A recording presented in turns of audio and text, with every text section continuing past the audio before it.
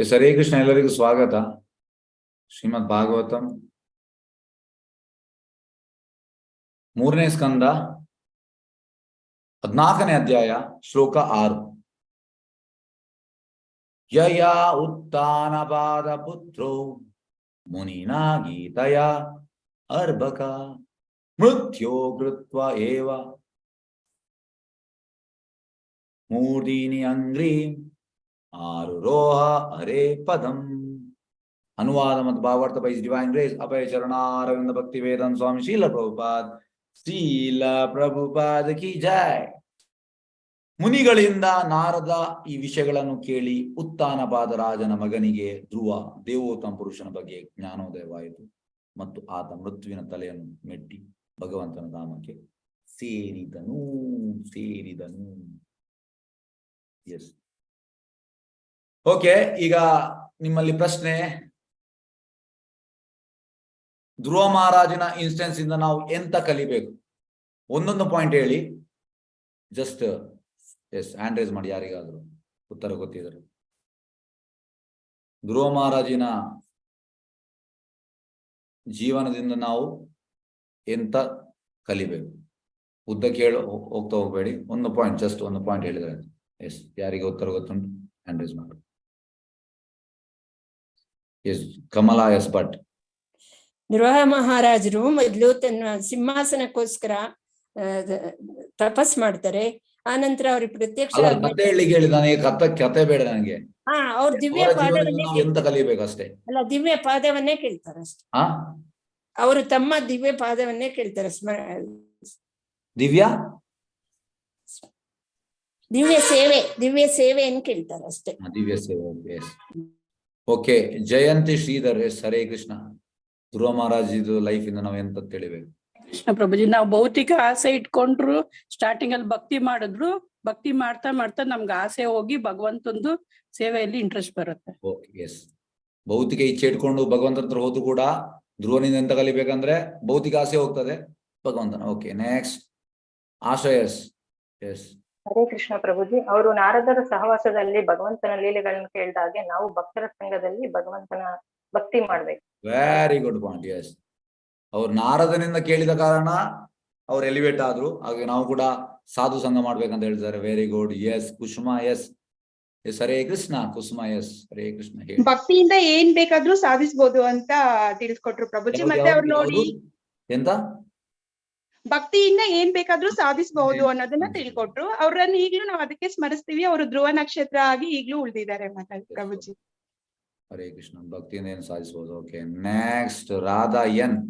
ಹರೇ ಕೃಷ್ಣ. ಹರೇ ಕೃಷ್ಣ ಪ್ರಭುಜಿ. ಅವರು ತಾಯಿ ಮಡಲ್ ಕುತ್ಕೊಳಕ್ ಆಗ್ಲಿಲ್ಲ ಅಂತ ಹೋಗಿದ್ದು, ಲಾಸ್ಟ್ ಭಕ್ತಿಯಿಂದ ವಾಪಸ್ ಬಂದ್ರು ಪ್ರಭುಜಿ. ಅದನ್ನ ಕಲ್ತ್ಕೋಬೇಕು. ನಾವು ಹುಟ್ಟದಾಗಿಂದ ಇವಾಗ ಹಿಂಗಿದೀವಿ. ನಾವು ಇವಾಗ ಒಂದು ಗುರು ಒಂದು ಮಾರ್ಗದರ್ಶನದಿಂದ ನಾವು ಒಂದು ಆಧ್ಯಾತ್ಮಿಕ ಹೋಗಕ್ಕೆ ಒಂದು ಸಾಧನೆ ಆಗುತ್ತೆ Prabhuji. Okay okay okay. Yes, next Mallika Mataji. Yes, ಒಂದ್ ನಿಮಿಷ. ಎಸ್, ಮಲ್ಲಿಕಾ ಮಾತಾಜಿ ಹೇಳಿ ಪಾಯಿಂಟ್. ಕೃಷ್ಣ. ಹರೇ ಕೃಷ್ಣ ಪ್ರಭುಜಿ. ಅವರಿಗೆ ಅವರ ತಾಯಿ ಮಾರ್ಗದರ್ಶನ ನೀಡಿದ್ರು. ಇದೆಲ್ಲರೂ ಹೇಳಿದ್ದು ಮುಗಿಸಿದ್ದಾರೆ. ಅದಕ್ಕೆ ಅವರ ತಾಯಿ ಅವರಿಗೆ ಗುರುವಾದ್ರು. ನಾರದರು ಗುರುವಾಗಿದ್ರು. ಅದರ ತಾಯಿ ಅವರಿಗೆ ಮಾರ್ಗದರ್ಶನ ಕೊಟ್ರು ಮತ್ತು ಇದರಿಂದ ಅವರಿಗೆ ಎಲ್ಲ ಮಾಡ್ಲಿಕ್ಕೆ ಸಾಧ್ಯ ಆಯ್ತು ಮತ್ತು ನಾರದರ ಸಂಘ ಸಿಕ್ಕಿತು. ಹಾಗಾಗಿ ಅವರು ದೇಹ ಸಮೇತ ಅವರು ಭಗವಂತನ ಪಾದವನ್ನು ಸೇರಿದ್ದಾರೆ. ಹರೇ ಕೃಷ್ಣ ಪ್ರಭುಜಿ. ಎಸ್, ಮಲ್ಲಿಕಾ ಮಾತಾಜಿ ಹೇಳುವಂತದ್ದು ಎಲ್ಲ ಹೆಚ್ಚಿನವ್ರು ತಾಯಿ ಅಂದಿರಿದ್ದೀರಿ. ನೀವೆಲ್ಲ ಮಕ್ಕಳನ್ನು ಕಳಿಸ್ಬೇಕಂತೆ ನೋಡಿ. ಧ್ರುವಂದು ತಾಯಿ ಕಳಿಸಿದ್ದಾರೆ, ಹಾಗೆ ನೀವೆಲ್ಲರೂ ಕಳಿಸ್ಬೇಕು. ನೀವೆಲ್ಲ ಕಳಿಸಿದ್ರೆ ನಮ್ಗೆ ಸಮಸ್ಯೆ ಇಲ್ಲ. ಎಸ್, ಎಲ್ಲ ತಾಯಿಯಂದಿರು ನಿಮ್ಮ ಮಕ್ಕಳನ್ನು ಕಳಿಸಿ ಕೃಷ್ಣ ಪ್ರಜ್ಞೆ ಪೂರ್ಣ ಪ್ರಮಾಣದಲ್ಲಿ. Okay, very good point. Yes, Sheela Mataji. Yes Hare Krishna ಹೇಳಿ. ಹರೇ ಕೃಷ್ಣ ಪ್ರಭುಜಿ. ದೇವರು ಸಿಗ್ಬೇಕು ಅಂದ್ರೆ ನಾವು ಯಾರನ್ನೂ ದ್ವೇಷಿಸಬಾರದು ಅಂತ ತಾಯಿಯಿಂದ ಮುಖ್ಯವಾಗಿ, ನಿನ್ನ ಚಿಕ್ಕಮ್ಮನನ್ನು ನೀನ್ ದ್ವೇಷಿಸ್ಬೇಡ ಅಂತ ಕೃಷ್ಣನೇ ಹೇಳ್ತಾನಲ್ಲ. ಅದ್ವೇಷ ಅಂತಾನೆ ನನಗೆ ಪ್ರಿಯವಾದರಲ್ಲಿ ಅದ್ವೇಷಿಗಳು ಯಾರಾಗಿರ್ತಾರೆ ಅಂದ್ರೆ ದ್ವೇಷ ಇಲ್ಲದವರು ನನಗೆ ತುಂಬಾ ಪ್ರಿಯವಾಗ್ತಾರೆ ಅರ್ಜುನ ಅಂತ ಹೇಳಿರ್ತಾನಲ್ಲ. ಆ ಪಾಯಿಂಟ್ ನ ತಾಯಿ ಹೇಳಿ. ಎಸ್, ಧ್ರುವನ ತಾಯಿಗೆ ದ್ವೇಷ ಇಲ್ಲ. ಓಕೆ. ಎಸ್, ರಾಜಿ ಮಾತಾಜಿ. ಎಸ್ ಹರೇ ಕೃಷ್ಣ. ಹರೇ ಕೃಷ್ಣ ಪ್ರಭುಜಿ. ಚಿಕ್ಕ ವಯಸ್ಸಿಂದಾನೇ ಭಕ್ತಿ ಕಲಿಬೇಕು ಅನ್ನೋದು ಕಲಿಬಹುದು ನಾವಿದ್ರಿಂದ. Very good. ನೋಡಿ 5 ವರ್ಷ ಪ್ರಾಯದಲ್ಲಿ, ಹಾಗಾಗಿ ಚಿಕ್ಕ ವಯಸ್ಸಲ್ಲಿ ಕಲಿಬೇಕು. ಒಳ್ಳೆ ಪಾಯಿಂಟ್. ನಿಮ್ಮೆಲ್ಲ ಮಕ್ಕಳನ್ನೆಲ್ಲ ಈಗ ಅಟ್ಲೀಸ್ಟ್ ಈಗ ಎಂತ ಹೇಳುವಂತದ್ದು, ಲೇಟ್ ಆದ ಚಿಂತೆ ಇಲ್ಲ. ಓಕೆ, ಛಾಯಾದೇವಿ ಅವರೇ, ಹರೇ ಕೃಷ್ಣ. ಹರೇ ಕೃಷ್ಣ ಪ್ರಭುಜಿ. ಅವನು ಚಿಕ್ಕ ವಯಸ್ಸಿನವನಾದ್ರೂ 5 ವರ್ಷ ಆದ್ರೂ ಅವನು ಭಗವಂತನನ್ನ ನೋಡ್ಬೇಕು ಅಂತ ಒಂದು ಗುರಿ ಇಟ್ಕೊಂಡು, ದೃಢವಾದ ಒಂದು ಗುರಿಯನ್ನ ಇಟ್ಕೊಂಡು ಹೋಗ್ತಾನೆ, ಭಗವಂತನನ್ನ ಭಕ್ತಿ ಮಾಡ್ಕೊತಾನೆ. ಅದೇ ತರ ನಾವು ಒಂದು ಗುರಿ ಇಟ್ಕೋಬೇಕು. ಓಕೆ, ನನಗೆ ಗೊತ್ತಾಯ್ತು. ಎಸ್, ಗುರಿ ಇಟ್ಟಿದ್ದಾನೆ. ಓಕೆ, ಎಸ್, ಧನ್ಯವಾದ. ಎಸ್, ಮಾತಾಜಿ ಹೇಳುವಂತದ್ದು 5 ವರ್ಷ ಬಾಲಕ ಆದಿದ್ರು ಗುರಿ ಉಂಟು, ನಮ್ಗೆ ಗುರಿ ಇಲ್ಲ. ಹಾಗೆ ನಾವು ಅವನನ್ನು ನೋಡಿ ಕಲಿಬೇಕು. ನಾವು ಕೂಡ ಭಕ್ತಿಯಲ್ಲಿ ಗುರಿ ಇಡಬೇಕು. ಓಕೆ, ಎಸ್ ಎಸ್, ಪ್ರೇಮ ರಾಘವ, ಎಸ್ ಹೇಳಿ. ಹರೇ ಕೃಷ್ಣ.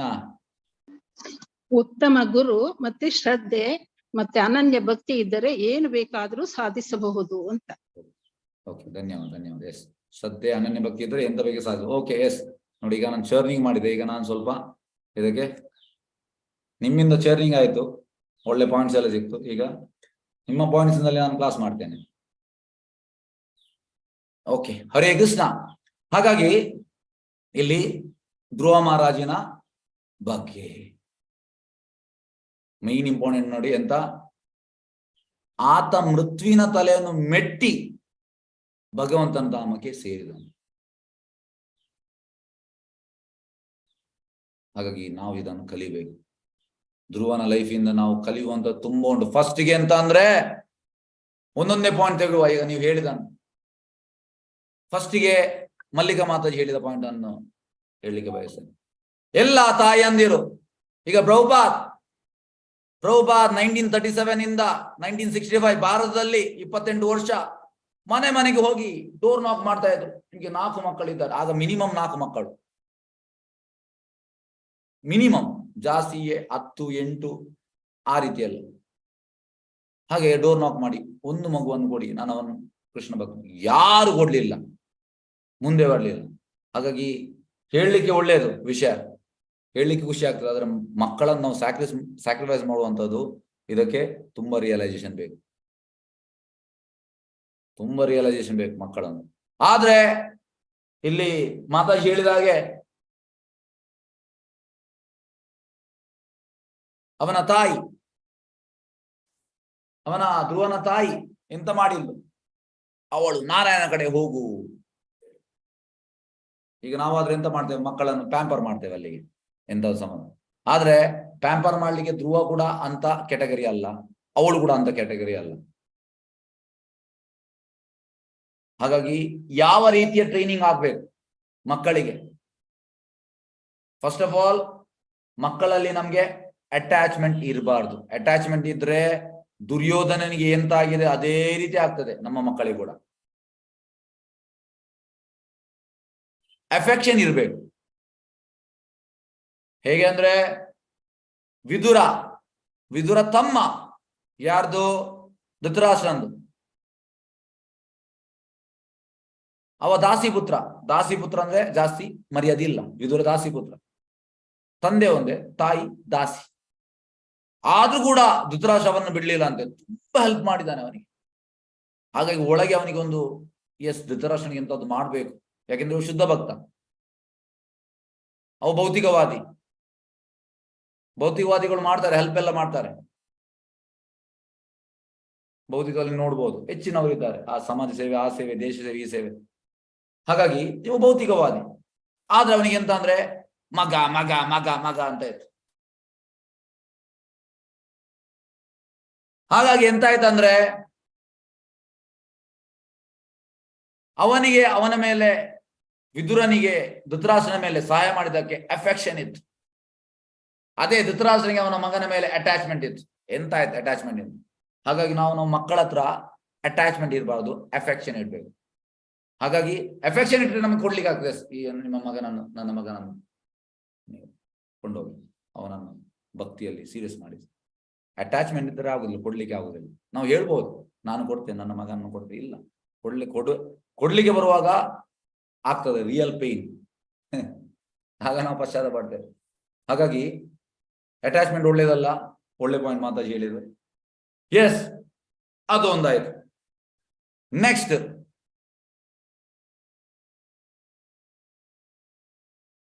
ರಾಜಿ ಮಾತಾಜಿ ಹೇಳಿದೆ ಅಂತ 5 ವರ್ಷ ಸಣ್ಣ ಪ್ರಾಯದಲ್ಲಿ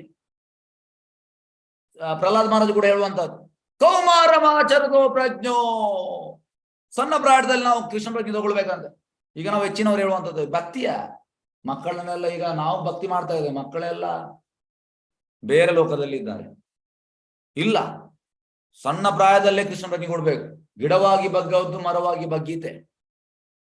ಹೇಗೆ ಅಂದ್ರೆ ಪ್ರಭುಪಾದ ಹೇಳುವಂಥದ್ದು, ಈಗ ಪ್ರಭುಪಾದ ಡಿಸೈಪಲ್ಸ್, ನಾನು ಮೊನ್ನೆ ಪರಿಕ್ರಮದಲ್ಲಿ ಭೇಟಿಯಾದೆ, ಹಾಗೆ ಒಂದು ಸನ್ಯಾಸಿ ನಮ್ಗೆ ಹೇಳಿದ ಈ ಮಾತು.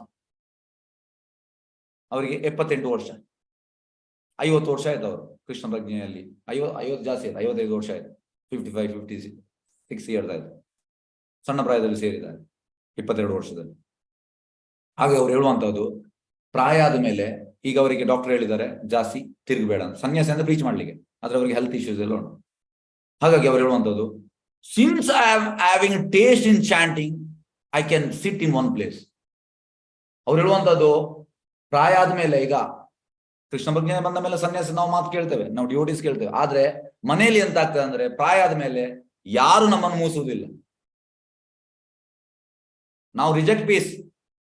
ಮಕ್ಕಳು ಕೂಡ ಎಲ್ಲ ಮಾತು ಕೇಳುವುದಿಲ್ಲ, ನಾವು ಕೇಳ್ದೇವೆ ಅದು ನಮ್ಮ ಮೂರ್ಖತನ ಅದು. ಹಾಗೆ ಅವ್ರು ಹೇಳುವಂಥದ್ದು, ಪ್ರಾಯ ಆದ ಮೇಲೆ ನಾವು ಚಾಂಟಿಂಗ್ ಅಲ್ಲಿ ಆಸಕ್ತಿ ಬರ್ಬೇಕಂದ್ರೆ. ಯಾಕೆ? ಕೃಷ್ಣ ಕೇಳ್ತಾನೆ ನಮ್ಮ ಮಾತು. ಚಾಂಟಿಂಗ್ ಅಂದ್ರೆ calling for out for Krishna, ಕೃಷ್ಣನ ಕರೆಯುವಂಥದ್ದು, ಕೃಷ್ಣ ಕೇಳ್ತಾನೆ. ಹಾಗೆ ನಮಗೆ ಇದರಲ್ಲಿ ಆಸಕ್ತಿ ಬರ್ಬೇಕು, ಇದರಲ್ಲಿ ಆಸಕ್ತಿ ಬರ್ಬೇಕು. ಹಾಗಾಗಿ ಸಣ್ಣ ಪ್ರಾಯದಲ್ಲಿ ನಮ್ಗೆ ಆಸಕ್ತಿ ಬಂದ್ರೆ ಈಗ ಬರ್ತದೆ. ಈಗ ಈ ಪ್ರಾಯದಲ್ಲಿ ನಾವು ಮಾಡ್ಲಿಕ್ಕೆ ಹೋದ್ರೆ ಎಂತಾಗ್ತದೆ, ನಮ್ಗೆ ಅಷ್ಟು ಆಸಕ್ತಿ ಬರುವುದಿಲ್ಲ.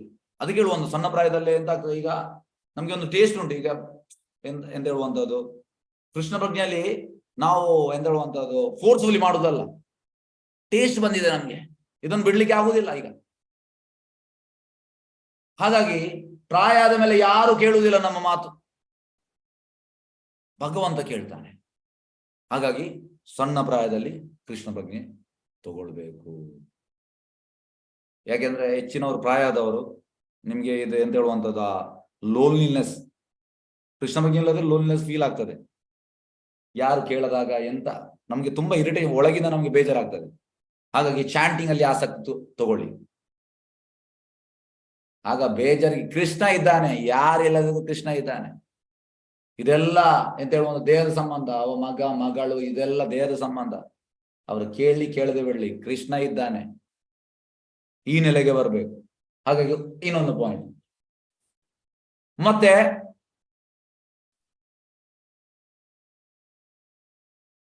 ಮೇನ್ ಪಾಯಿಂಟ್ ಎಂತ ಅಂದ್ರೆ ನಾರದ ನೋಡಿ, ಡಿವೋಷನಲ್ ಸರ್ವಿಸ್ ಅಲ್ಲಿ ನಮ್ಗೆ ಸರಿಯಾದ ಬೋನೋಫೈಡ್ ಗುರು ಸಿಗ್ಬೇಕು.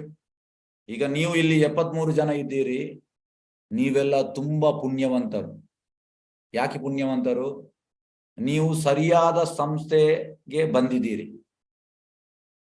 ಅಥರೈಸ್ ಪರ್ಸನ್, ಪ್ರಭುಪಾದ ಕೃಪೆಯಿಂದ ನೀವು, ಪ್ರಭುಪಾದ ಈಗ ನೋಡಿ, ಪ್ರಭುಪಾದೊಟ್ಟಿಗೆ ನಿಮ್ದು ಅಸೋಸಿಯೇಷನ್ ಆಗ್ತಾ ಉಂಟು. ಈಗ ಭಾವಾರ್ಥ ಓದುದಂದ್ರೆ ಪ್ರಭುಪಾದೊಟ್ಟಿಗೆ ಅಸೋಸಿಯೇಷನ್ ಆಗುವಂತದ್ದು. ಇದಕ್ಕೆ ನೀವು ತುಂಬಾ ಪುಣ್ಯ ಮಾಡಿದ್ದೀರಿ. ಹಾಗಾಗಿ ನಾರದನ ಸಕ್ಸಸ್ ನ ಸ್ಟೋರಿ ಅಂತಂದ್ರೆ ಪ್ರಭುಪಾದ ಹೇಳುವಂತದ್ದು, ಈ ಮೆಟ್ ಎ ಬೋನೋಫೈಡ್ ಸ್ಪಿರಿಚುವಲ್ ಮಾಸ್ಟರ್. ಇದು ಸಕ್ಸಸ್. ನಾರದಂದು ಸಕ್ಸಸ್ ಬಿಯಾಂಡ್ ಗೆ ಅಂತಂದ್ರೆ, ಅವನಿಗೆ ಒಂದು ವೇಳೆ ಬೋನೋಫೈಡ್ ಸ್ಪಿರಿಚುವಲ್ ಮಾಸ್ಟರ್ ಸಿಗದಿದ್ರೆ ಅವನಿಗೆ ಭಗವಂತನ ದರ್ಶನ ಆಗ್ತಾ ಇರಲಿಲ್ಲ. ಎಷ್ಟೇ ನಾವು ಪ್ರಯತ್ನ ಮಾಡಿ ಆಗುದಿಲ್ಲ. ಹೇಗೆ ಅಂದ್ರೆ, ಈಗ ನಿಮ್ಮ ನೀವು ಮನೆ ಕಟ್ಟಿದ್ದೀರಿ, ಹೊಸ ಮನೆ ಕಟ್ಟಿದ್ದೀರಿ, ಎಲ್ಲ ನೀವು ಎಂತ ಹೇಳುವಂಥದ್ದು ಎಲೆಕ್ಟ್ರಿಕಲ್ ಪಾಯಿಂಟ್ ಎಲ್ಲ ಮಾಡಿದ್ದೀರಿ. ಆದ್ರೆ ಆ ಕಂಬದಿಂದ ಕನೆಕ್ಷನ್ ಕೊಡ್ಲಿಲ್ಲ, ನೀವು ಕರೆಂಟ್ ಬರುವುದಿಲ್ಲ, ನೀವು ಎಂತದೇ ಸ್ವಿಚ್ ಹಾಕಿ ಬರುವುದಿಲ್ಲ. ಎಲ್ಲ ಫಿನಿಶಿಂಗ್ ಆಗಿದೆ, ಆದ್ರೆ ಅಲ್ಲಿ ಕನೆಕ್ಟ್ ಆಗ್ಲಿಲ್ಲ. ಯಾವುದಕ್ಕೆ? ಇದಕ್ಕೆ ನಮ್ಮ ಮನೆ ಪಕ್ಕದಲ್ಲಿ ಲೈಟ್ ಕಾಂಪೌಂಡ್ ಅಲ್ಲ, ಅದಕ್ಕೆ ಕನೆಕ್ಷನ್ ಬರಲಿಲ್ಲ. ಅದಕ್ಕೆ ಕನೆಕ್ಷನ್ ಬರದೆ ನಿಮ್ಮ ಮನೆಯಲ್ಲಿ ನೀವೆಲ್ಲ ಹಾಕಿ ಎಲ್ಲ ವ್ಯವಸ್ಥೆ ಮಾಡಿ ಕರೆಂಟ್ ಬರುವುದಿಲ್ಲ. ಅದೇ ರೀತಿ ಬೋನೋಫೈಡ್ ಸ್ಪಿರಿಚುವಲ್ ಮಾಸ್ಟರ್ ಇಲ್ಲದೆ ನಮ್ಗೆ ಭಕ್ತಿಯಲ್ಲಿ 1 ಇಂಚು ಕೂಡ ಆಚೆ ಈಚೆ ಹೋಗ್ಲಿಕ್ಕೆ ಆಗುದಿಲ್ಲ. ನಾವು ಎಣಿಸ್ಬೋದು. ನಾನು ಮಧ್ಯಾಹ್ನ ಕ್ಲಾಸ್ ಮಾಡಿದ್ದೇನೆ. ಬ್ರಹ್ಮಭೂತ ಪ್ರಸನ್ನಾತ್ಮನ ಶೋಚತಿನ ಕಾಂಕ್ಷದಿ ಸಮಾ ಸರ್ವೇಶು ಭೂತೇಶು ಮದ್ಭಕ್ತಿ ಲಭತೆ ಬರ.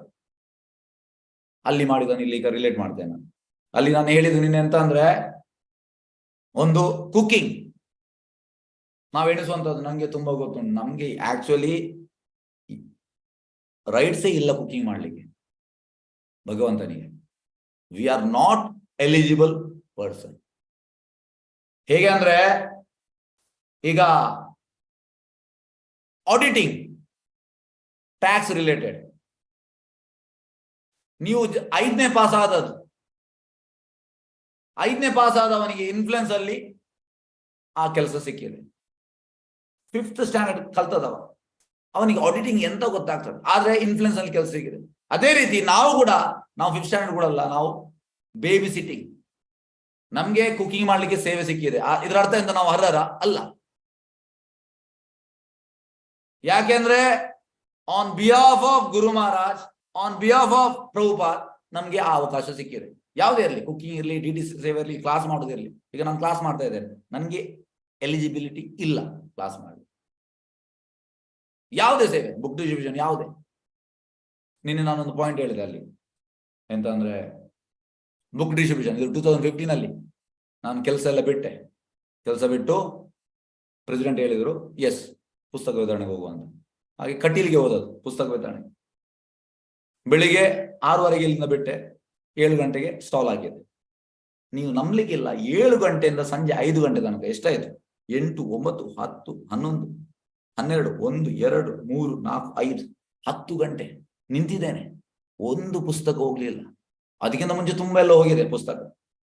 ಸ್ವಲ್ಪ ಅಹಂಕಾರ ಇತ್ತು ನನಗೆ, 30-40 ಆ ರೀತಿಯಲ್ಲಿ ಪುಸ್ತಕ ಹೋಗಿ. ಆ ದಿವಸ ಹೋಗ್ಲೇ ಇಲ್ಲ. ಲಾಸ್ಟ್ 5 ಗಂಟೆಗೆ ಬೇಜಾರಾಗಿ, Prabhupad on my own I can't do distribution, kindly show your mercy ಅಷ್ಟೇ ಹೇಳಿದ್ದು ನಾನು ಬೇಜಾರಾಗಿ. ಮತ್ತೆ 1:30 ಗಂಟೆ ನಿಂತೆ, 10 ಪುಸ್ತಕ ಹೋಯ್ತು. ಇದ್ರ ಅರ್ಥ ಎಂತ?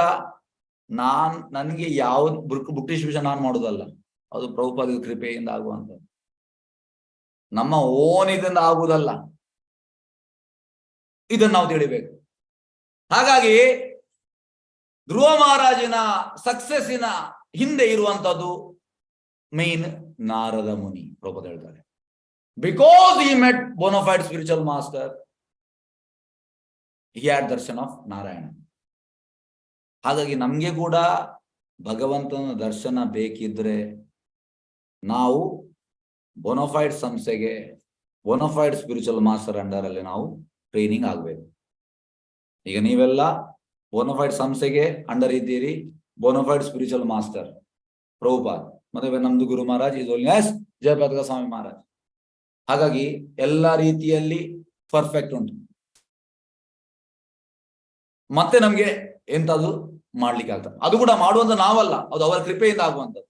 ಯಾಕೆಂದ್ರೆ ಪ್ರಭುಪಾದ ಹೇಳ್ತಾರೆ, ಈ ಕೃಷ್ಣ ಪ್ರಜ್ಞೆ ಆಂದೋಲನ ಕೃಪೆಯ ಆಂದೋಲನ. ಅವರ ಕೃಪೆಯಿಂದ ಯಾವಾಗ ನಾವು ಅದನ್ನ ಹೇಳುವಂಥದ್ದು. ಹೇಗೆಂದ್ರೆ Krishna, if you so desire, if you shower mercy then I can do. ನೀನು ಇಚ್ಛಿಸಿದಲ್ಲಿ, ನೀನು ಕೃಪೆ ತೋರಿಸಲು ನೀವು ಮಾಡ್ಬೋದು. ಇದು ನಮ್ಮ ತಲೆಯಲ್ಲಿ ಯಾವಾಗಲೂ ಕಾನ್ಸ್ಟೆಂಟ್ ಆಗಿ ಓಡ್ತಾ ಇರಬೇಕು. ಹಾಗಾಗಿ ಈ ವಿಷಯ ನಾರದ ಭೇಟಿ ಆಯ್ತು. ಎಸ್, ಈಗ ನಾವು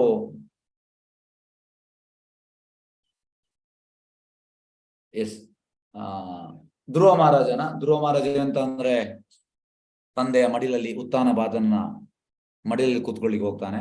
ನಿಮ್ಗೆಲ್ಲರಿಗೂ ಗೊತ್ತಿರಬಹುದು. ಕೂತ್ಕೊಳ್ಳಿಕ್ಕೆ ಹೋಗ್ತಾನೆ, ಮತ್ತೆ ಉತ್ತಮ ಇರ್ತಾನೆ, ಅವನ ಚಿಕ್ಕಮ್ಮನ ಮಗ. ಆಗ ಅಲ್ಲಿ ಚಿಕ್ಕಮ್ಮ ಇರ್ತಾಳೆ.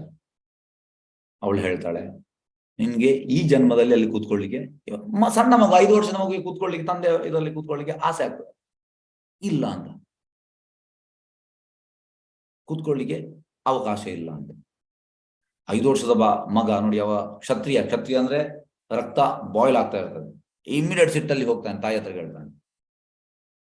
ತಾಯಿ ಹೇಳ್ತಾಳೆ, ನನ್ಗೆ ರೈಟ್ಸ್ ಬೇಕು, ನನ್ಗೆ ತಂದೆಗಿಂತ ದೊಡ್ಡ ರಾಜ್ಯ ಬೇಕು, ಈ ರೀತಿ ಕೇಳ್ತಾನೆ. ತಂದೆಗಿಂತ ದೊಡ್ಡ ರಾಜ್ಯ ಬೇಕು. ಅದಕ್ಕೆ ಅವಳು ಹೇಳ್ತಾಳೆ, ನನಗೆ ಇದು ನ್ಯಾಯ ಬೇಕು, ಯಾರು ಕೊಡ್ತಾರೆ? ಅದಕ್ಕೆ ನಾರಾಯಣ ಕೊಡ್ತಾನೆ. ನಾರಾಯಣ ಎಲ್ಲಿದ್ದಾನೆ? ಕಾಡಿನಲ್ಲಿ. ಸೀದಾ ಹೋಗುವಂತ. ಹೋಗುವಾಗ ನಾರದ ಮುನಿಯ ಭೇಟಿ ಆಗ್ತದೆ. Good fortune begins there. ಯಾವಾಗ ನಾರದ ಮುನಿಯ ಭೇಟಿ ಆಗ್ತಾನೆ ಅವನ್ನೆಲ್ಲ ಅದೃಷ್ಟ ಅಂತ ಹೇಳುವಂಥದ್ದು ಸ್ಟಾರ್ಟ್ ಆಗುವಂಥದ್ದು. ಹಾಗಾಗಿ ನಾರದ ಮುನಿ ಹೇಳುವಂಥದ್ದು, ಎಲ್ಲಿಗೆ ಹೋಗ್ತಾ ಇದೆಯಾ? ನಾನು ಕಾಡಿಗೆ. ಯಾಕೆ? ನಾರಾಯಣನು ಕಾಣ್ಲಿಕ್ಕೆ. ಅದಕ್ಕೆ ಅವ ಹೇಳ್ತಾನೆ, ನೀನು ಅವಿಪಕ್ವ, ನೀನು ಕಾಯಿ, ಮತ್ತೆ ನೀನು ಕುಯ್ಯೋಗಿ, ನೀನು ಯೋಗಿ ಅಲ್ಲ ಕುಯ್ಯೋಗಿ. ಅದಕ್ಕೆ ಹೇಳ್ತಾನೆ, ಎಲ್ಲ ನಾನು ನೋಡ್ಲೇಬೇಕು ಅಂದ್ರೆ ಲಾಸ್ಟ್ ನೋಡ್ತಾನೆ ಅವನು ಡಿಟರ್ಮಿನೇಷನ್, ದೃಢ ಸಂಕಲ್ಪ. ಅವ ಫುಲ್ಲಿ ಕನ್ವಿನ್ಸ್ ಆಗಿದೆ ಅಂದ್ರೆ ನೋಡ್ಲೇಬೇಕಂತ. ಆಗ ಅವ ಮಂತ್ರವನ್ನು ಕೊಡ್ತಾನೆ ನೋಡಿ. ಹಾಗಾಗಿ without initiation we can't go back home, back to God. ಇದ್ರಲ್ಲಿ ನಾವು ತಿಳಿಬೇಕು ಒಂದು ವಿಷಯ. ಹಾಗಾಗಿ ಆ ಮಂತ್ರ ಸ್ಟಾರ್ಟ್ ಮಾಡ್ತಾನೆ. 6 ತಿಂಗಳಲ್ಲಿ ನೋಡಿ ಕಠಿಣ ತಪಸ್ಸಲ್ಲಿ ಅವನಿಗೆ ಅಲ್ಲಿ ನಾರಾಯಣ ಬರ್ತಾನೆ. ಬಂದು ಕೈಯಿಂದ ಆಶೀರ್ವಾದ ಮಾಡ್ತಾನೆ, ತಲೆಗೆ ಹೇಳ್ತಾನೆ. ರೂಪದಲ್ಲಿ ಹೇಳ್ತಾರೆ, ಸೇಮ್ ನಿಮ್ಗೆ ಕೂಡ ಸಿಗ್ತದೆ ಆಶೀರ್ವಾದ ಭಗವಂತನ. ಅದು ನಾವು ತಪಸ್ಸು ಮಾಡ್ಬೇಕಂತ. ಯಾವ ತಪಸ್ಸು? ಆ ರೀತಿ ತಪಸ್ಸಲ್ಲ, ಚಾಂಟಿಂಗ್ ಮಾಡ್ಬೇಕು 16 ಸುತ್ತು. ಇದು ಕಲಿಯುಗಕ್ಕೆ ಹೇಳಿದ ತಪಸ್ಸು. ಮಿನಿಮಮ್, ಮ್ಯಾಕ್ಸಿಮಮ್ ಹೇಳಿ ಪ್ರಭುಪಾದನ ಯಾವಾಗೆಲ್ಲ ಸಮಯ ಸಿಗ್ತದೆ ಮಾಡ್ತಾ ಹೋಗ್ಬೇಕು. ಎಸ್, ನಿನ್ನ ಗಾಯತ್ರಿ ಮಾತಾಜಿ 100 ರೌಂಡ್ ಮಾಡಿದ್ದಾರೆ, ಏಕಾದಶಿಗೆ ಮಾಡ್ತಾರೆ ಅವರು. ಆ ರೀತಿ ಮಾಡಿ. ಪ್ರಾಯದವರಲ್ಲಿ ಮನೇಲಿ ಇರ್ತೀರಿ, ಸುಮ್ಮನೆ ಮೊಮ್ಮಗ ಮಗ ಈ ರೀತಿ ಸಮಯ ಕಳಿಬೇಡಿ. ನಿಮ್ಮ ಸಾವು ಬರುವಾಗ ಯಾರು ಬರುವುದಿಲ್ಲ ನಿಮ್ಮ ಹತ್ತಿರ. ವೇಸ್ಟ್ ಮಾಡಬೇಡಿ ಟೈಮ್ ಅಂತ. ಅಂದ್ರೆ ಪ್ರಾಯ ಆಗಿದೆ, ಎನಿ ಮೂಮೆಂಟ್ ಸಾವು ಬರ್ಬೋದು, ಮೃತ್ಯು ಬರ್ಬೋದು. ಮೃತ್ಯು ಹೇಳಿ ಬರುವುದಲ್ಲ. ಹಾಗಾಗಿ ಅಟ್ಲೀಸ್ಟ್ ಏಕಾದಶಿ ಸ್ಟಾರ್ಟ್ ಮಾಡಿ, ಮಾತಾಜಿ ಮಾಡಿದ ಹಾಗೆ ಜಪ ಮಾಡಿ, ಜಾಸ್ತಿ ಮಾಡಿ. ಚಾಂಟಿಂಗ್ ಅಲ್ಲಿ ನೀವು ಎಂತ ಹೇಳುವಂಥದ್ದು, ನಿಮ್ಮ ಎಂತ ಹೇಳುವಂಥದ್ದು ಅಟ್ಯಾಚ್ಮೆಂಟ್ ಮಾಡಿ ಚಾಂಟಿಂಗ್ ಅಲ್ಲಿ. ಮತ್ತೆ ಹೇಗೆ ನೋಡಿ, ಇದು ಒಮ್ಮೆಲೆ ಬರುವುದಲ್ಲ, ನಮ್ಗೆ ಅದರ ಟೇಸ್ಟ್. ಪ್ರಭುಪಾದದೊಂದು ಒಳ್ಳೆ ಉದಾಹರಣೆ ನಾನು ಹೇಳ್ತೇನೆ. ಹೇಗಂದ್ರೆ, ಈಗ ನಿಮ್ಗೆ ಯಾರಾದ್ರೂ ಈ ವಾಟರ್ ಮೆಲನ್ ಕೊಡ್ತಾರೆ, 3 ಕೊಡ್ತಾರೆ, ನಿಮಗೆ ತಿನ್ಲಿಕ್ಕೆ ಆಗುದಿಲ್ಲ. ದೊಡ್ಡ 3 ತಿನ್ಲಿಕ್ಕೆ ಆಗ್ತದೆ, ಆಗುದಿಲ್ಲ. ಅದೇ ಚಂದ ಮಾಡಿ ಕಟ್ ಮಾಡಿ ಕೊಡ್ತಾರೆ. ಫಸ್ಟಿಗೆ 1 ಕೊಡ್ತಾರೆ, 1 ವಾಟರ್ ಮೆಲನ್ ಫುಲ್ ಕಟ್ ಮಾಡಿ ಆರಾಮ್ಸೆ ತಿನ್ಬೋದು. ಅದಾದ್ಮೇಲೆ ಇನ್ನೊಂದು ಕಟ್ ಮಾಡಿ ಕೊಡ್ತಾರೆ, ಸಣ್ಣ ತಿನ್ಬೋದು. ಮತ್ತೆ ಇನ್ನೊಂದು ಕೊಡ್ತಾರೆ, 3 ಕೂಡ ತಿನ್ಬೋದು ವಾಟರ್ ಮೆಲನ್.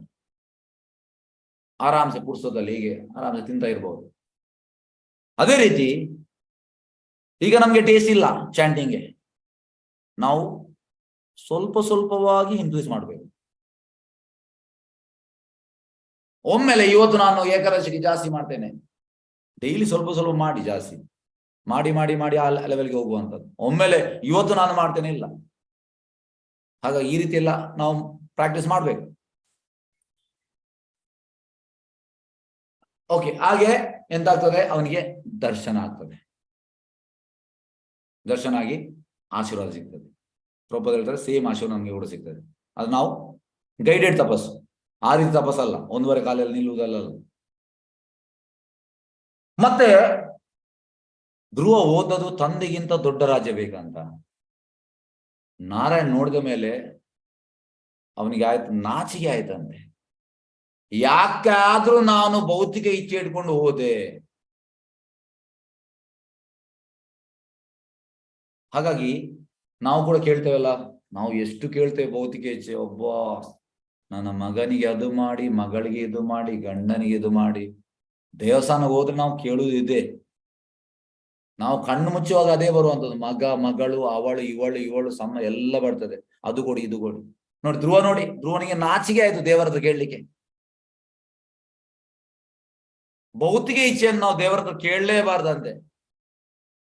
ಇದು ತುಂಬಾ 3rd ಕ್ಲಾಸ್. ಅದು 3rd ಕ್ಲಾಸ್, 4th ಕ್ಲಾಸ್, ಅದಕ್ಕಿಂತ ಕೆಳಗೆ ಅದು. ಭಗವಂತನ ಹತ್ರ ಭೌತಿಕ ಕೇಳುವಂಥದ್ದು. ನಮ್ಗೆ ನಾಚಿಕೆ ಆಗುದಿಲ್ಲ, ನಾವು ದೇವರ ಹತ್ರ ಮತ್ತೆ ಮತ್ತೆ ಕೇಳ್ತೇವೆ. ಈ ಸಲ ಮಗನಿಗೆ ಒಂದು ಇದು ಮಾಡಿ, ಈ ಸಲ ಮಗಳಿಗೆ ಒಂದು ಇದು ಮಾಡಿ, ಈ ಸಲ ಅವರಿಗೆ ಒಂದು ಇದು ಮಾಡಿ, ಇವರಿಗೂ ಇದು ಮಾಡಿ. ಅವನಿಗೆ ನಾಚಿಕೆ ಆಯ್ತು ಹೋಗುವಾಗ, ತಲೆ ಎಲ್ಲ ಕೆಳಗೆ ಮಾಡಿ, ನಾನು ಎಂತ ಮಾರೆ ಭಗವಂತನ ಹತ್ರ ಹೋಗಿ ನಾನು ಭೌತಿಕ ಇಚ್ಛೆ, ತಂದೆಗಿಂತ ದೊಡ್ಡ ರಾಜ ಬೇಕಂತ. ಇದು ನಾವು ಮೀನಾಗಿ ಇದನ್ನು ನಾವು ಕಲಿಬೇಕು. ಭೌತಿಕ ಇಚ್ಛೆ ಕೇಳಬಾರದು. ಪ್ರಾರ್ಥನೆಯಲ್ಲಿ ಫಸ್ಟಿಗೆ ನಾವು ಭಗವಂತನನ್ನು ಗ್ಲೋರಿಫೈ ಮಾಡ್ಬೇಕಂತೆ. ಭಗವಂತನನ್ನು ಗುಣಗಾಣ, ಗ್ಲೋರಿಫೈ, ಹೊಗಳುವಂಥದ್ದು. ನೆಕ್ಸ್ಟ್ ಭಗವಂತನ ಹತ್ರ ಕೃತಜ್ಞ ಭಾವ. ಕೃತಜ್ಞ ಅಂದ್ರೆ ಭಕ್ತನಿಗೆ ಮಾತ್ರ ಕೃತಜ್ಞ ಭಾವ ಬರ್ತದೆ, ಬಾಕಿಯವರಿಗೆ ಬರ್ತದೆ. ಬಾಕಿಯವ್ರು ಎಂತ ಹೇಳುದಂದ್ರೆ, ನನಗೆ ಜಾಸ್ತಿ ಸಿಗ್ಬೇಕು, ನನಗೆ ಇಷ್ಟೇ ಕೊಟ್ಟಿದ್ದಾನೆ. ಇದು ಕೃತಜ್ಞ ಭಾವ ಅಲ್ಲ. ಕೃತಜ್ಞ ಭಾವ ಅಂದ್ರೆ ನಾವು ಯಾವಾಗ್ಲೂ ಭಗವಂತ ನನ್ನ ಎಲಿಜಿಬಿಲಿಟಿಗಿಂತ ಜಾಸ್ತಿ ನೀನು ಕೊಟ್ಟಿದ್ದೀಯ, ನಾನು ಇದಕ್ಕೆ ಅರ್ಹನೇ ಅಲ್ಲ.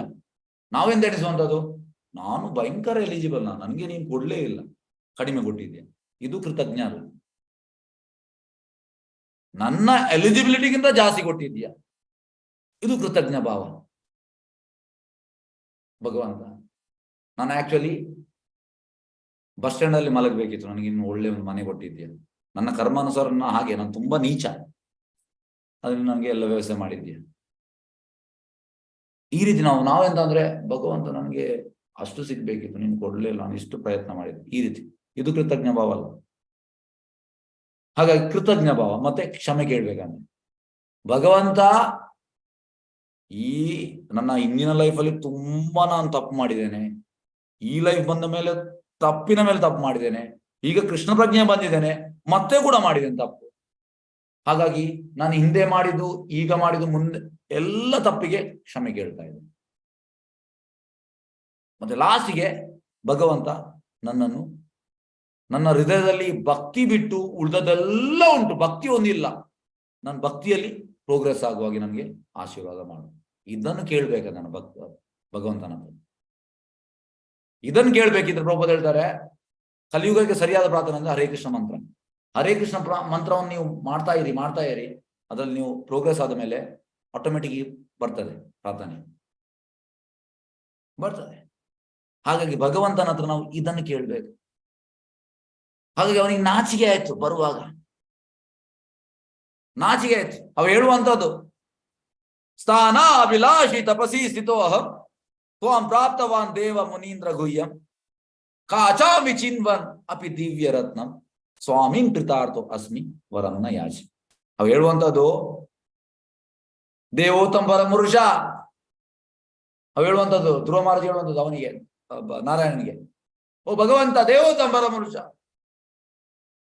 ತಂದೆಗಿಂತ ದೊಡ್ಡ ರಾಜ ಬೇಕಂತ ಬಂದೆ, ಭೌತಿಕ ಇಚ್ಛೆ ಇಟ್ಕೊಂಡು ಬಂದೆ ಇಲ್ಲಿಗೆ. ಇದಕ್ಕೆ ನಾನು ಕಠಿಣ ತಪಸ್ಸು ಮಾಡಿದೆ, 1.5 ಕಾಲಲ್ಲಿ ಇತ್ತು ತಪಸ್ಸೆಲ್ಲ ಮಾಡಿದೆ. ಈಗ ನೀನು ನನ್ನ ಎದುರು ಇದ್ದೀಯ.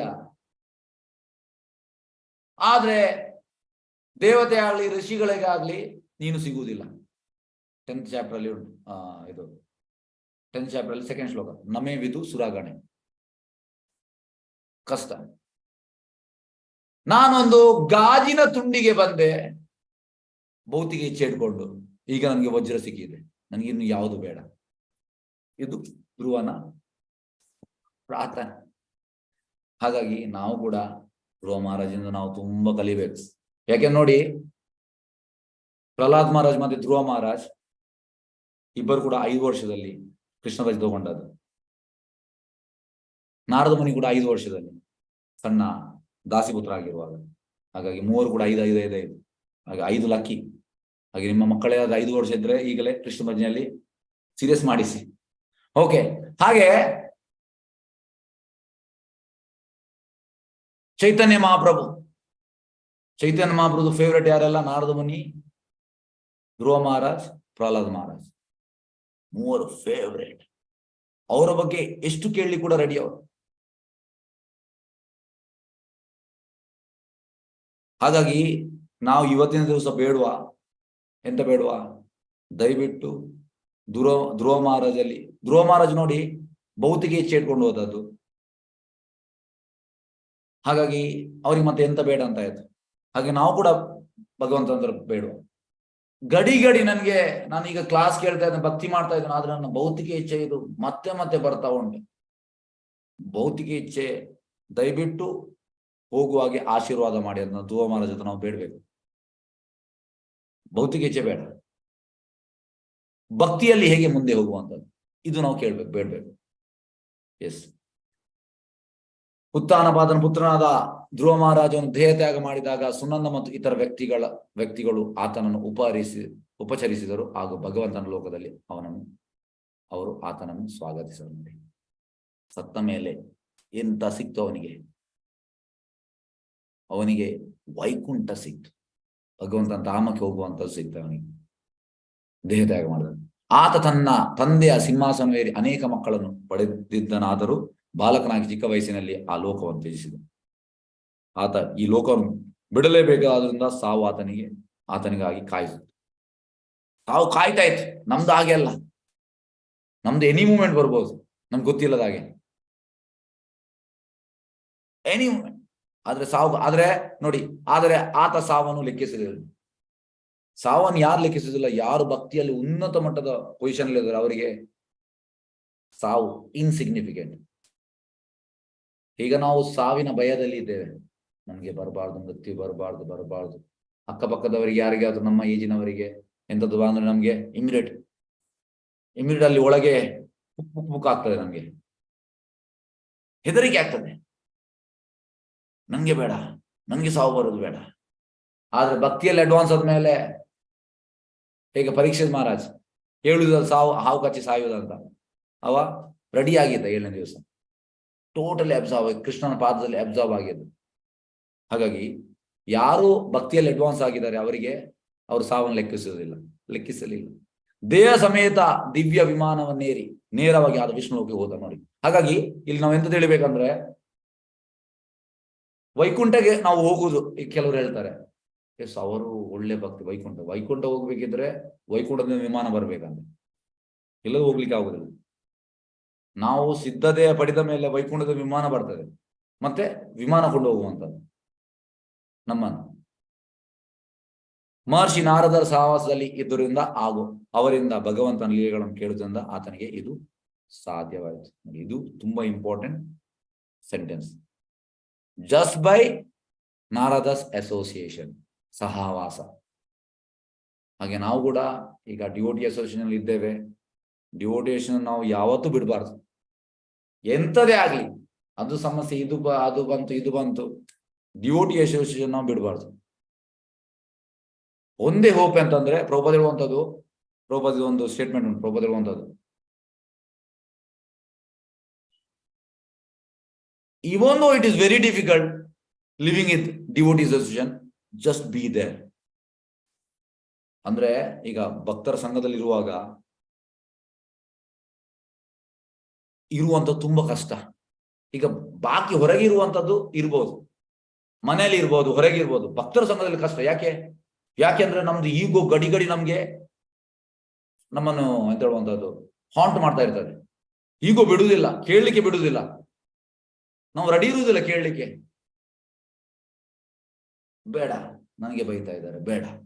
ಪ್ರಭುಪಾದರು ಎಷ್ಟೇ ಕಷ್ಟ ಬಂದ್ರೂ ಕೂಡ ನಾವು ಭಕ್ತರ ಸಂಘದಲ್ಲಿ ಇರ್ಬೇಕಂತ. ಭಕ್ತರ ಸಂಘದಲ್ಲಿ ಇದ್ರೆ ಎಷ್ಟೇ ಕಷ್ಟ ಆಗ್ಬೋದು, ನಮ್ಗೆ ಕೆಲವೊಮ್ಮೆ ಅವಮಾನ ಆಗ್ಬೋದು, ನಮ್ಗೆ ಬೈಗಳು ಸಿಗ್ಬೋದು, ಎಂತ ಆದ್ರೆ ಡ್ಯೂಟಿ ಅಸೋಸಿಯೇಷನ್ ಬಿಡಬಾರ್ದಂತ. ಹಾಗಾಗಿ ನಿಜವಾಗಿ ನೋಡುದಾದ್ರೆ staying together with devotees is a difficult task. ತುಂಬಾ ಕಷ್ಟ ಅಂದ್ರೆ ಯಾಕೆ ಕಷ್ಟ? ಈಗ ನಿಮ್ಗೆಲ್ಲ ಆಗ್ತದೆ, ಅವ್ರು ಭಕ್ತರೊಟ್ಟಿಗೆ ಇದ್ದಾರೆ, ಆದ್ರೆ ಭಕ್ತರೊಟ್ಟಿಗೆ ಇರುವಂತ ತುಂಬಾ ಕಷ್ಟ. ಯಾಕಂದ್ರೆ ನಮ್ದು ಎಂತಂದ್ರೆ ಈಗ ಅಹಂಕಾರ ನಮ್ಗೆ ಗಡಿ ಬರ್ತಾ ಇರ್ತದೆ. ಹಾಗಾಗಿ ಅದನ್ನು ಯಾರಾದ್ರೂ ಸ್ಮ್ಯಾಶ್ ಮಾಡುವಾಗ ಸೀನಿಯರ್ ಡಿವೋಟೀಸ್ ನಮ್ಗೆ ಇರ್ಲಿಕ್ಕೆ ಆಗುದಿಲ್ಲ. ನೀವು ನೋಡಿದಿರಿ, ಈಗ ಒಂದು ಆನ್ಲೈನ್ ಆದ ಮೇಲೆ ಎಷ್ಟು ಮಂದಿ ಬಿಟ್ಟು ಹೋಗಿದ್ದಾರೆ ನೀವು ನೋಡಿದಿರಿ. ಯಾಕೆ ಬಿಟ್ಟು ಹೋಗಿ? ಯಾಕೆಂದ್ರೆ ಈಗೋ ಪ್ರಾಬ್ಲಮ್, ಬಿಡುವುದಿಲ್ಲ.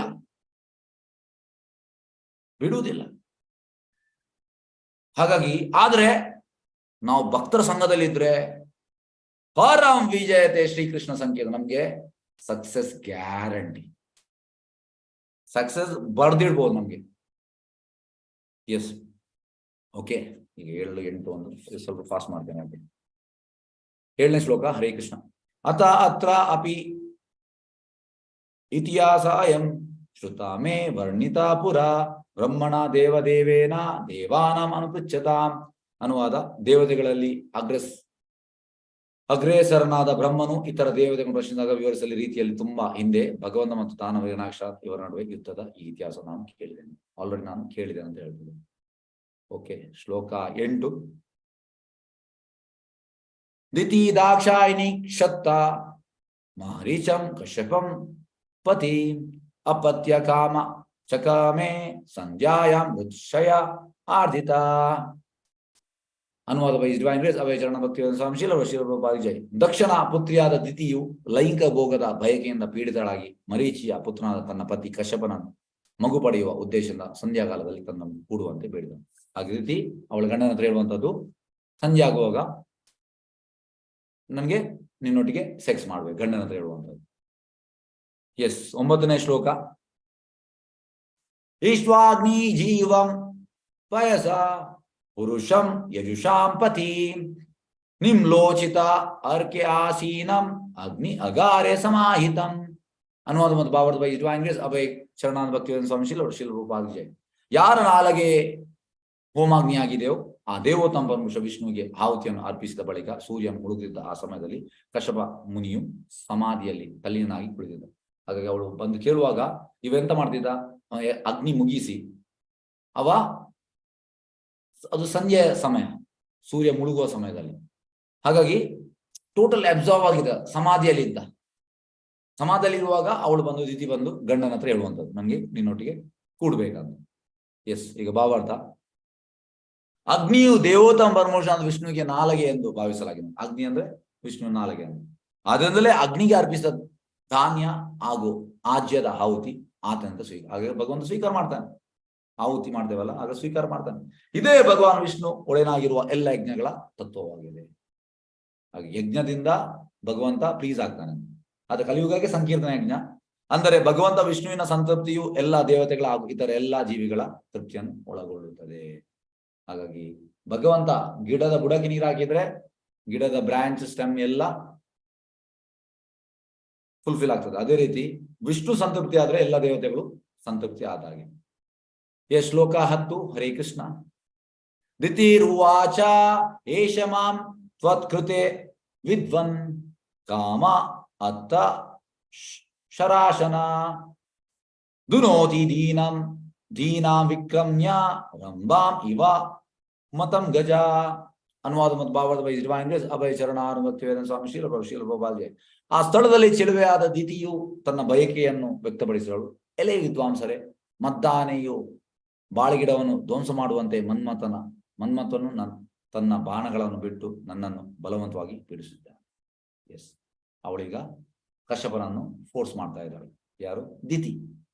ಹೇಗೆ ಅಂದ್ರೆ ಮದ್ದಾನೆ ಅಂತ ಹೇಳಿದ್ದಾರೆ ಬಾಳೆಗಿಡವನ್ನು ಧ್ವಂಸ ಮಾಡುವ ಹಾಗೆ, ಅದೇ ರೀತಿ ಈಗ ಮನ್ಮಥ ತನ್ನ ಬಾಣಗಳನ್ನು ಬಿಟ್ಟು ನನ್ನ ಬಲವಂತವಾಗಿ ಪೀಡಿಸಿದ್ದಾನೆ ಅಂತ ಹೇಳ್ತಾಳೆ. ಎಸ್, ಈಗ ಭಾವಾರ್ಥ ನೋಡುವ. ಚೆಲುವೆ ದಿತಿಯು ತನ್ನ ಪತಿಯು ಧ್ಯಾನ ಮಗ್ನವಾಗಿರುವುದನ್ನು ಗಮನಿಸಿ ದೇಹದ ಹಾವಭಾವಗಳಿಂದ ಆತನ ಗಮನವನ್ನು ಸೆಳೆಯಲು ಪ್ರಯತ್ನಿಸಿ. ಹಾಗಾಗಿ ದಿತಿ ನೋಡ್ತಾ ಇದ್ದಾಳೆ, ಅವಳು ಟೋಟಲಿ ಅಬ್ಸರ್ವ್ ಆಗಿದ್ದಾನೆ, ಅವನೆದುರಲ್ಲಿ ಧ್ಯಾನ ಮಗ್ನನಾಗಿದ್ದಾನೆ. ಪ್ರಯತ್ನಿಸಿದಳು, ಜೋರಾಗಿ ಹೇಳ್ತಾ ಇದ್ದಾಳೆ. ಮದ್ದಾನೆಯಿಂದ ಬಾಳೆ ಗಿಡವು ತೊಂದರೆಗೀಡಾಗುವಂತೆ ಪತಿಯ ಸಾನ್ನಿಧ್ಯದಿಂದ ತನ್ನ ಇಡೀ ದೇಹ ಕಾಮಪೀಡಿತವಾಗಿದೆ ಎಂದು ಸ್ಪಷ್ಟವಾಗಿ ಹೇಳಿದ. ಹಾಗಾಗಿ ಅವಳಿಗೆ ಈಗ ಕೂಡ್ಬೇಕು. ಆದ್ರೆ ತನ್ನ ಪತಿ ಧ್ಯಾನ ಮಗ್ನನಾಗಿರುವಾಗ ಆತನನ್ನು ಉದ್ರೇಕಗೊಳಿಸುವುದು ಆಕೆಗೆ ಉಚಿತವಾದ ಪ್ರಭುಪಾದ ಅಂತ ಹೇಳ್ತಾಳೆ. ಬಾಕಿ ಟೈಮಲ್ಲಿ ಹೇಳ್ಬೋದು, ಆದ್ರೆ ಈಗ ಅಬ್ಸಾರ್ವ್ ಆಗಿರುವಾಗ ಅದು ಹೇಳಬಾರ್ದು, ಅದನ್ನ ಹೇಳಬಾರ್ದಿತ್ತು. ಆದರೆ ನೋಡಿ ಪ್ರಭುಪಾದ ಹೇಳ್ತಾರೆ ಇಲ್ಲಿ ಸೆಂಟೆನ್ಸ್, ತನ್ನ ತೀವ್ರ ಲೈಂಗಿಕ ಕಾಮನೆಯನ್ನು ಆಕೆ ನಿಗ್ರಹಿಸಿಕೊಳ್ಳಲಾಗ್ಲಿಲ್ಲ. ಅವಳ ಕಾಮ ಇಚ್ಛೆಯು ಮದಿಸಿದ ಆನೆ ಅಂತಿತ್ತು. ಆದ್ರೆ ಪ್ರಭುಪಾದ ಅಂತ ಹೇಳ್ತಾರೆ, ಆದ್ರಿಂದ ಅವಳ ಇಚ್ಛೆಯನ್ನು ಪೂರೈಸಿ ಅವಳಿಗೆ ಎಲ್ಲಾ ರೀತಿಯ ರಕ್ಷಣೆ ನೀಡುವುದು ಆಕೆಯ ಗಂಡನ ಪ್ರಥಮ ಕರ್ತವ್ಯ. ಗಂಡನ ಕರ್ತವ್ಯ ಅಂತ ಅಂದ್ರೆ ಯಾಕೆಂದ್ರೆ ಅವಳಿಗೆ ಈಗ ಮಗು ಬೇಕು. ಹಾಗಾಗಿ ಪ್ರಭುಪಾದ ಹೇಳುವಂತದ್ದು ನೆಕ್ಸ್ಟ್ ಭಾವಾರ್ಥದಲ್ಲಿ ಬರ್ತದೆ, ಮಗುವಿಗೋಸ್ಕರ ಹೆಂಡತಿ ಕೇಳಿದ್ರೆ ಮಾಡ್ಲೇಬೇಕು. ಹಾಗಾಗಿ ಒಂದು ರೀತಿಯಲ್ಲಿ ಅವಳು ಕರೆಕ್ಟ್, ಹಾಗಾಗಿ ಪ್ರಭುಪಾದ ಹೇಳುವಂತದ್ದು ಪ್ರಥಮ ಗಂಡನ ಪ್ರಥಮ ಕರ್ತವ್ಯ ಅಂತ. ಅವಳಿಗೆ ಇಚ್ಛೆ ಬಂದಿದೆ, ಅವಳಿಗೆ ಮಗು ಬೇಕು, ಎಸ್ ಅದನ್ನು ಮಾಡಬೇಕು, ಆದ್ರೆ ಸಮಯ ಉಚಿತವಲ್ಲ, ಉಚಿತ ಸಮಯದಲ್ಲಿ ಅದು ಒಳ್ಳೇದಲ್ಲ ಅಂತ ಇಲ್ಲಿ ಹೇಳುವಂಥದ್ದು. ಎಸ್, ಹರೇ ಕೃಷ್ಣ. ಯಾರು ಪ್ರಶ್ನೆಯಲ್ಲಿ ಕೇಳ್ಬೋದು? ಎಸ್, ಹರೇ ಕೃಷ್ಣ.